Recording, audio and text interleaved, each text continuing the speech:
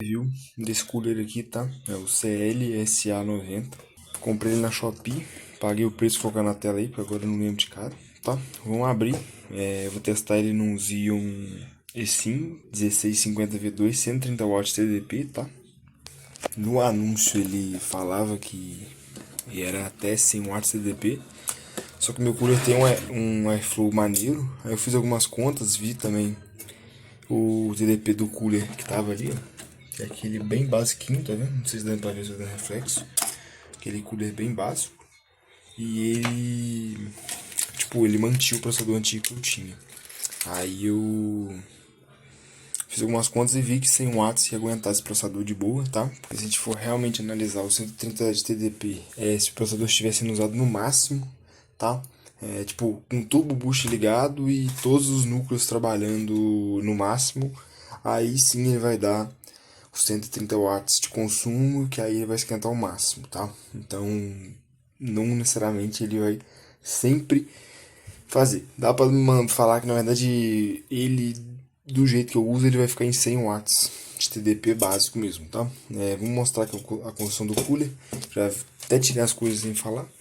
Mas ele vem uma dessa coisa aqui, caso você não tenha, eu já tenho, tá? Porque é um LGA 2011, então ele já é obrigado, a placa-mãe já veio com isso aqui, tá? Esses aqui são os conectorzinhos para você colocar aqui na placa-mãe, não vou colocar, tá? Porque como eu falei, eu já tenho.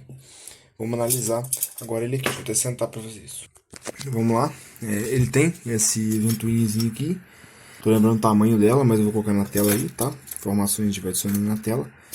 Ele tem dois heat pipes, tá? Acho que é assim que chama, se eu não estou enganado, esqueci agora. Mas dois heat pipes de cobre e essas aletas aqui, tá? Vamos lá.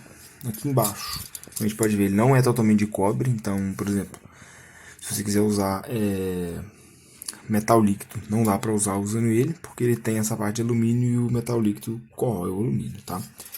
O tipo de prender ele é assim, tá? Esse padrão, que é o padrão para usar nesse aqui, né? A ventoinha dele é de 3 vias, então ele não tem controle de fã. Você consegue até saber o RPM, mas você não vai ter o controle da velocidade do fã, tá? Então isso é um ponto negativo, mas o meu antigo também não tem e eu não tenho tanta preocupação com isso. Ele promete ter LED, não sei aonde ficaria o LED dele, tá? Então acho que pode ser que ele fique embaixo aqui, tá? Mas mesmo se tiver, eu vou dar meu jeito de tirar o LED, porque eu não quero LED e eu só comprei ele porque tava barato, e não por conta do LED, tá? Vamos ver agora as coisas. Não sei, tá? Eu vou primeiro instalar ele, vou ver se ele tem o LED que ele tá falando que tem. Se tiver, eu até mostro pra vocês como tirar o LED, tá? A gente vê como é que é o LED dele. Eu acredito que ele vai ter sim. Teve um povo no comentário falando que ele veio sem LED. Não sei se é conta de lote, não sei. Mas vamos primeiramente ligar ele e ver se ele tem um LED ou não. Vamos colocar uma time-lapse aí de eu desmontando e montando ele.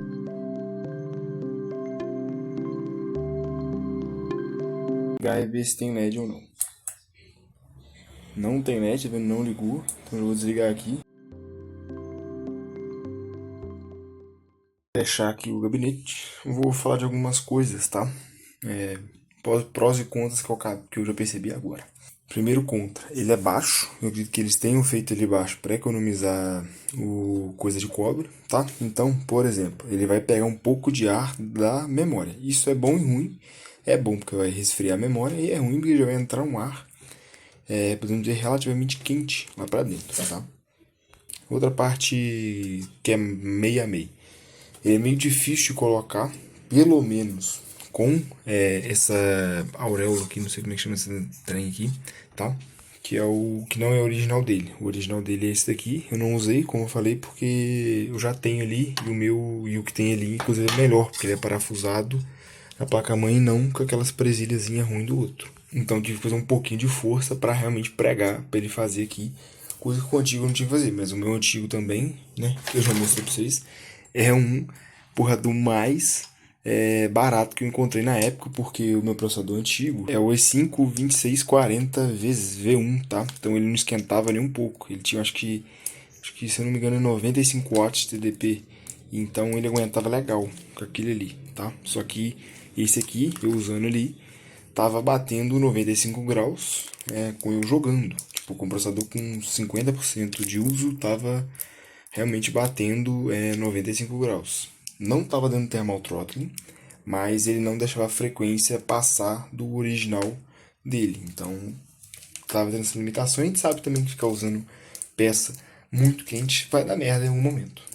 Por mais que seja processador de servidor, que foi feito para aguentar uma pancada maior.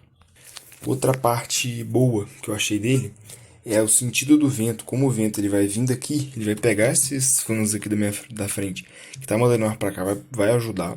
E esse de trás aqui não tá 100% alinhado, como a gente pode ver, mas ele vai realmente ajudar. E ele vai jogar um vento, ele não vai ficar jogando tanto vento no VRM, porque o VRM já tá esquentando legal.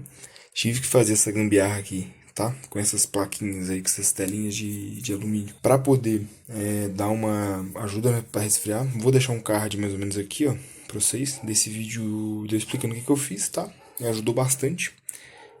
Também vou deixar um outro card agora, desse mostradorzinho que eu coloquei aqui na frente. Vou explicar o que que ele é, como que eu fiz, tá? Que é um mostrador que eu vejo a temperatura do VRM. Porque como esse processador é um processador que é meio que o topo da X79, ele realmente pode acabar esquentando demais o VRM. Então é realmente interessante eu ter monitoramento já aqui. O monitoramento por software desses VRMs, dessas placas-mãe, são muitas das vezes eles mostram tudo errado. Tipo, você acabou de ligar, ele me fala que tá a 90 graus, 150 graus. Então, o mostrador, realmente o termômetro, podemos dizer assim, que tem aqui dentro, ele não mostra a temperatura certa, tá?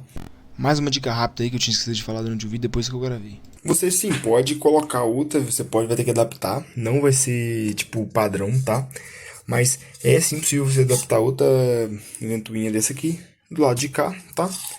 Isso aqui é padrão, tamanho padrão de ventoinha, eu até tenho ventoinha desse tamanho, tá?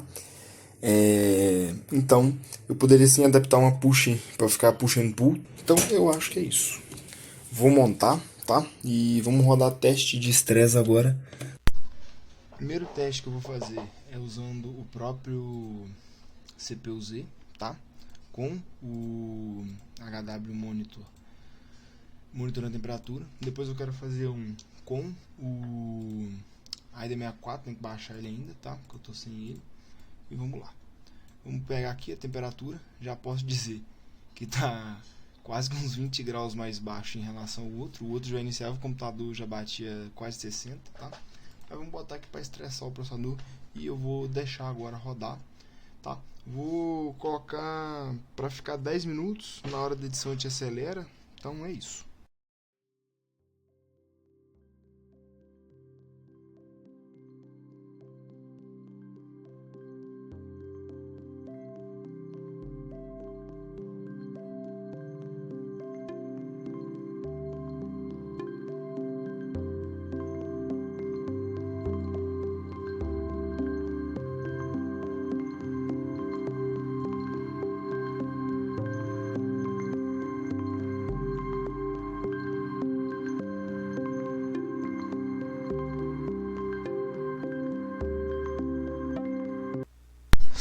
Como a gente pode ver, o máximo de temperatura que bateu foi 60 graus. Pra quem tava batendo 90 graus, isso aqui tá maravilhoso, tá? Vamos rodar agora o teste no AIDA 64. Vamos tirar a FPU, vamos tirar tudo aqui, vamos deixar só a CPU realmente, pra gente ver se ele vai dar thermal throttle ou não. Já vou avisando que não vai dar, porque a gente já fez o teste ali, mas vamos ver, tá?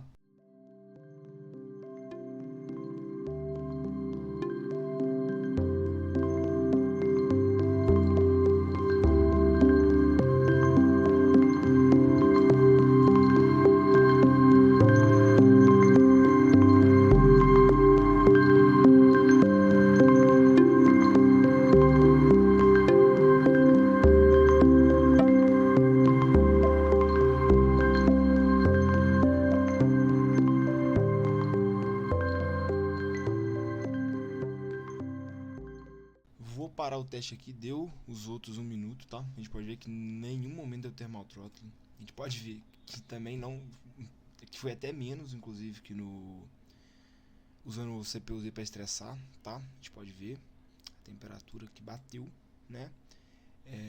Vou só realçar uma coisa. A gente pode ver ali, tá? Aqui embaixo aqui, que a temperatura hoje na minha cidade está 18 graus, tá? Então a temperatura na minha cidade está mais baixa. Então é física isso, né? Então a temperatura do ar está mais baixa, é mais fácil para resfriar uma superfície. A gente sabe disso. É física básica, né? Então realmente, o dia que tiver quente na minha cidade, ele possivelmente vai subir. Ele pode bater uns 70 graus, vai depender, tá? Mas eu achei o desempenho muito bom, tá? Porque com o cooler antigo fazendo isso, ele tava batendo 90 graus, tá? No mesmo dia. Eu testei antes dele chegar, tava batendo 90 graus. Eu diria que esses dois testes que eu fiz já dá pra mostrar legal que ele funciona, tá? Falei prós e contras dele. Então, se você acha que esse vídeo te ajudou a tomar a escolha de comprar ele ou não, dá um like, cara. Se você tiver ficado com alguma dúvida, pode deixar nos comentários que eu vou tentar te responder o mais rápido possível. E, pô, dá uma olhada nos outros vídeos do canal. Se você achar interessante, pode se inscrever. Então é isso. Valeu, falou e tchau.